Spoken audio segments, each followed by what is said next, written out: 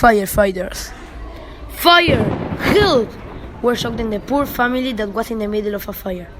It was 9 p.m., a Thursday, in 1930, in a small city of Canada. The firefighters were coming. A neighbor had called them. When they arrived, without thinking it, Kate Barlow, a 44-year-old woman, got in the house that was on fire to look for the family, but she failed. It was another fire, the first of that week.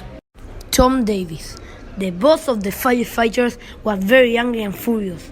The problem was that Tom supposed that all the fires were because of Kate, because she was the only woman in the team. Tom sent to Kate a message that said, "See me at my office tomorrow at 8 a.m. Kate was terrified. Kate Barlow was 44 years old. She was very brave, clever, sentimental, and romantic. She also loved dogs with all her heart. She had one, an Alsatian, named Kowalski. She had blonde hair and blue eyes. Also, she was very attractive." It was 7 a.m. and Kate was waking up. At 7:50 a.m., she was in Tom's office. When she entered, Tom was waiting for her with a serious face and with a paper in his hand.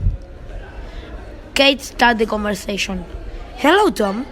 And Tom responded, "Hey, sorry, but you are fired. Don't say anything. Out!" Kate left the office crying, very sad. She went to her favorite cafeteria. Kate ordered a coffee and a croissant. When she finished eating, she went to her house, played with her dog and slept.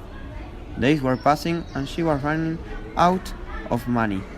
She was evicted from her house, also had to abandon her dog in a pet shop, and live with a blanket in a big brown box on a street called Cavallo.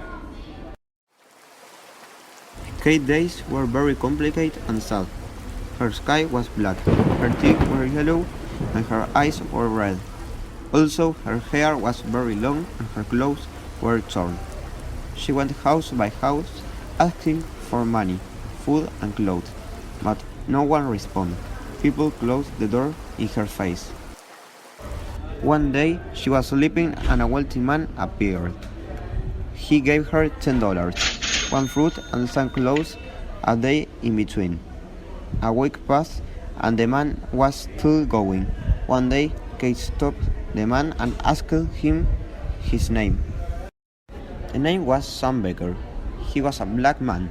He had short and black hair, brown eyes, and was very thin. He was a fan of the Football Club Forge of Canada. Also, he was a very generous person, with the dream of creating his own firefighters team. After a lot of days talking, Kate and Sam became very good friends. On Mondays and Fridays, they went to Kate's favorite cafeteria. On Thursdays, they played board games, and on Thursdays, they went to talk in the street. For Kate's birthday, Sam created a room in his house for Kate and looked for Kowalski, her dog, who was still in the pet shop. After this beautiful present, Katie started having a crush on Sam. 1 week after, Katie talked about her feelings to Sam and Sam confessed that he also had a crush on her.